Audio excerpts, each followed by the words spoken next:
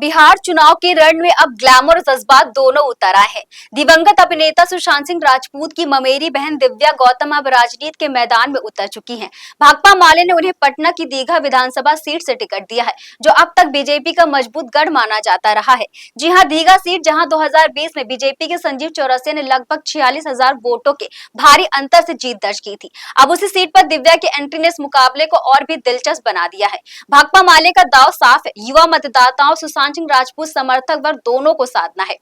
दिव्या गौतम का नाम बिहार की राजनीति में नया नहीं है।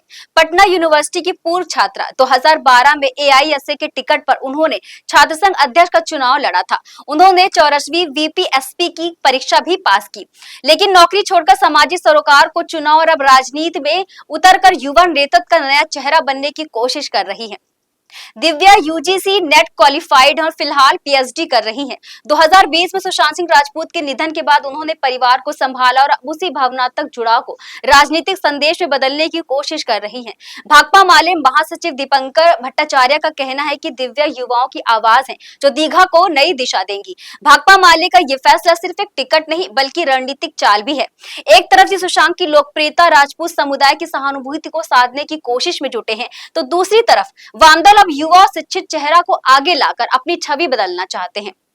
वहीं एनडीए में अगर सीट शेयरिंग की बात की जाए तो सीट शेयरिंग का काम पूरा हो चुका है। बीजेपी और जेडीयू को 101, एलजेपी को 29 और एचएम और आरएल को 6 सीटें दी गई हैं। इसके बाद विपक्षी खेमे में हलचल और भी तेज हो गई है, क्योंकि महागठबंधन अभी सीट बंटवारे का अंतिम फैसला नहीं कर पाया है। चुनाव आयोग ने बिहार में 6 और 11 को वोटिंग और 14 को मतगणना की तारीख तय कर दी है। अब सबकी निगाहें दीघा सीट पर टिक गई हैं। सुशांत की यादों और दिव्या के हौसले के बीच देखना होगा, क्या दिव्या बीजेपी का किला हिला पाएंगी या फिर दीघा एक बार फिर कमल के रंग में रंगेगा। बिहार चुनाव से जुड़े अपडेट को जानने के लिए देखते रहिए दैनिक भास्कर। नमस्कार।